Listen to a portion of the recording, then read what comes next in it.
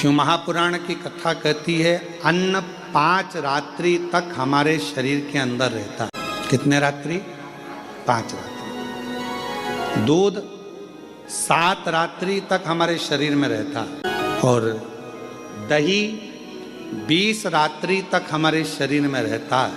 केवल एक घी गौ माता का ऐसा होता है जो 1 महीने तक हमारे शरीर में रहता है।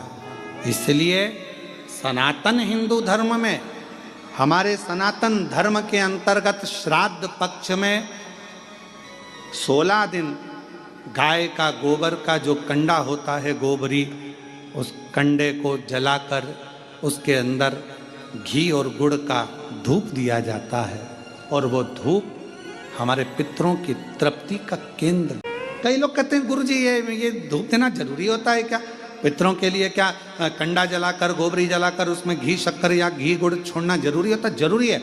हम तो हमेशा कहेंगे, चाहे तुम बड़े मल्टी में रह रहे हो, मॉल में रह रहे हो, तुम्हारा मन जहाँ तुम वीआईपी में रह रहे हो, तो भी प्रयास करा करो कि 16 दिन में 1 दिन आप धूप जरूर दें। इसकी कहीं कथा का वर्णन आता है? क्यों नहीं आता? अगर हम उठाकर देखें हमारे शास्त्रों को, हमारे पुराणों को, तो आप स्मरण करेंगे कपिल मुनि जी के आश्रम में 60,000 राख के ढेर बने सूर्य वंश के पुत्र। राजा सगर की 2 धर्म पत्नियां थीं। पहले नंबर पर केशनी, दूसरे नंबर पर सुमति। और राजा सगर की 2 धर्म पत्नियां हैं। उसमें से राजा सगर की पहली पत्नी केशनी से 60,000 बेटों ने जन्म लिया। अब कई लोगों के मन में एक प्रश्न खड़ा हो जाता है, गुरु जी, एक बच्चे को नारी जन्म देती है तो उसकी स्थिति क्या रहती है, और आप कह रहे हो कि 60,000 पुत्र को जन्म?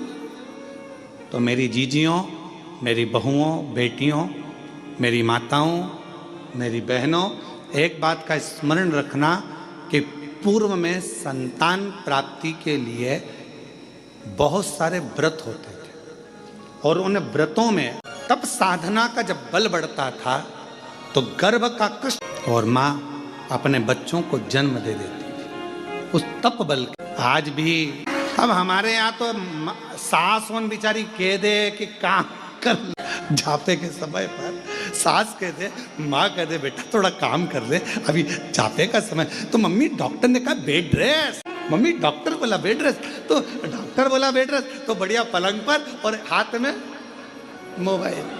तो किसी किसी के मन में आता है, प्रश्न खड़ा हो जाता है, 60,000 राजा सगर की पहली पत्नी केशनी से 60,000 बच्चे, तप साधना बल उपासना ये प्रबल थी। और दूसरी पत्नी से सुमति से 1 पुत्र हुआ, राजा सगर। समय आया, राजा सगर ने एक यज्ञ रखा, अश्वमेघ। उस अश्वमेघ यज्ञ के घोड़े को इंद्र चुरा कर ले गए और उनको कपिल मुनि के आश्रम में बांध।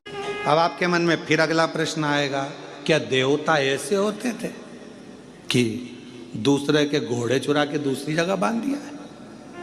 बहुत ध्यान रखना, ईर्ष्या एक शब्द ऐसा है जो किसी को भी बढ़ते हुए, आप उन्नति की सीढ़ी पर चढ़ोगे आपको वो देख। ईर्ष्या एक शब्द ऐसा है जो किसी को बढ़ता हुआ नहीं देखता। ईर्ष्या। और फिर निवेदन है, दूसरे को कोई मतलब नहीं है, सबसे ज्यादा तकलीफ अपनों को होती है कि ईर्ष्या अपनों को तकलीफ।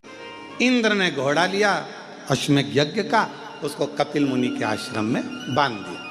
कपिल मुनि के आश्रम में बांधा तो राजा सगर जी ने अपने 60,000 बेटों से कहा कि बेटा जाओ, अश्वमेघ यज्ञ का घोड़ा पकड़ लिया है, जरा जाकर देखो और उसको छुड़ा कर लाओ। 60,000 पुत्र राजा सगर के चले और राजा सगर के पुत्रों ने सब जगह पर अश्वमेघ यज्ञ के घोड़े को ढूंढना प्रारंभ। अश्वमेघ यज्ञ के अश्व को ढूंढने के लिए चले। अब जगह जगह ढूंढते रहे पर मिला नहीं। आखिरी में कहीं सूचना मिली कि कपिल मुनि के आश्रम में 60,000 जो पुत्र थे वो पहुंच गए और ये मालूम पड़ा कि कपिल मुनि के आश्रम में वो अश्वमेघ यज्ञ का अश्व बंधा हुआ है। इन्होंने जाकर क्या देखा कि कपिल मुनि तो तप कर रहे हैं, साधना कर रहे हैं, उपासना कर रहे हैं। अब कथा कर रही है, राजा सगर के 60,000 पुत्र कपिल मुनि के आश्रम में पहुंच गए और कपिल मुनि के आश्रम में पहुंचकर उन्होंने देखा कि कपिल मुनि तो तप में लगे और घोड़ा पीछे बंधा, अश्व पीछे बंधा। कई बार ऐसा होता है, कोई तप करने बैठता है, आंख बंद करके भजन करने बैठता है तो ऐसा लगता है कि तो बेवकूफ, नेत्र बंद है, साधना में डूबा हुआ है, भजन में डूबा हुआ है, स्मरण में डूबा हुआ है।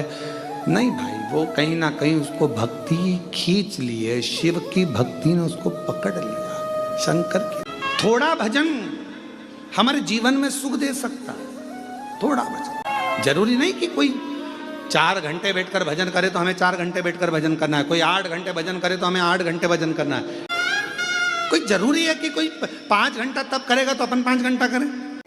अब कोई कहे कि वो 5 घंटे भजन करता है तो मुझे 5 घंटा करना पड़ेगा, वो 7 घंटे भजन करे तो मुझे 7 घंटा करना पड़ेगा, वो 10 घंटा भजन करे तो ना ना बाबा, हम भोलेनाथ के, भोलेनाथ हमारे, और हम जितना भजन करें वो दिल से भले एक बार जपो।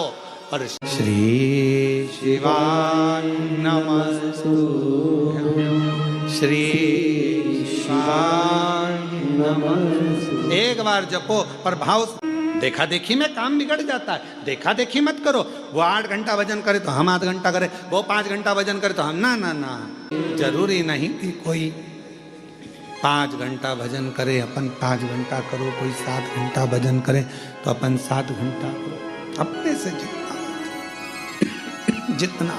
कपिल मुनि बैठे थे, तप कर रहे थे, साधना कर रहे, और कपिल मुनि तप साधना कर रहे हैं और 60,000 पुत्रों ने जाकर देखा कि ये तो आंख बंद करके बैठा हुआ है, घोड़ा हमारा चुरा के लाया, अश्व हमारा लाया और तप करने बैठा।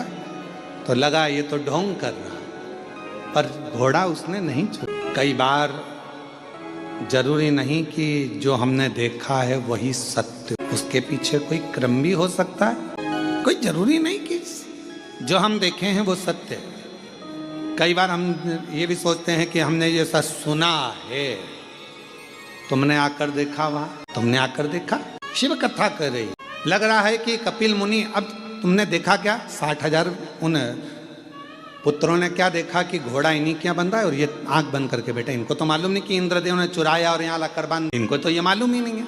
इन्होंने तो जो देखा उसी को सत्य मान लिया। शिव कथा कर रही है, भगवान का चरित्र कर रहा है, पावन चरित्र वर्णन कर रहा है। देखा कि अश्व बंधा हुआ है कपिल मुनि के आश्रम, आश्चर्य हुआ। एक संत आंखें बंद कर कर बैठा है, तप कर रहा है, साधना कर रहा है, और बताओ उसने वो घोड़ा बांध रखा है।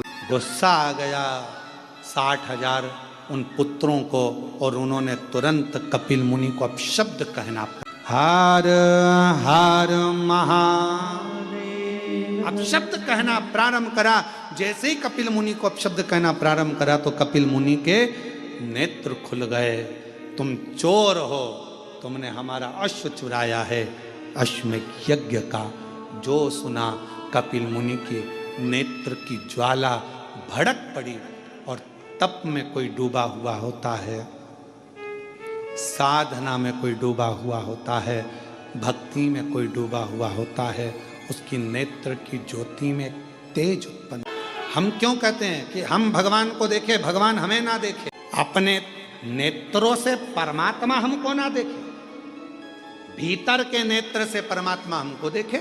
शिव जी ने अपने नेत्र से कामदेव को देख लिया था, जलकर भस्म हो गया था। भगवान ने तृणावत को देख लिया था, तृणावत जलकर भस्म हो गया था। हम परमात्मा को देखें, परमात्मा हमको तो केवल भीतर के नेत्रों से, हम भगवान को याद करें। ये जरूरी है कि हम परमात्मा को याद करें। भगवान से कहना तुम हमको याद मत कर ले, जिन उसने तुम्हें याद कर लिया तुम यहाँ नहीं दिखोगे। सीधे भगवान से कहना हम तुम्हें याद करें पर तुम हमें याद मत करना। याद उसको करा जाता है जो दूर चले जाता है। मेरे शिव, आप तो अपने हृदय में हमको बिठा कर रखना, हमें याद मत करना। हम तेरे पुत्र हैं, हम तेरी संतान हैं, हम तेरी औलाद हैं, अपने हृदय में। आज हम कृष्णेश्वर बाबा के दर्शन, और जब कृष्णेश्वर बाबा के दर्शन करने के लिए कृष्णेश्वर बाबा के मंदिर में पहुँचे हैं तो बाबा से जाकर हमने एक ही बात कही, हाथ जोड़कर उनसे स्पर्श करते हुए कहा, बाबा बड़ी करुणा करी आपने।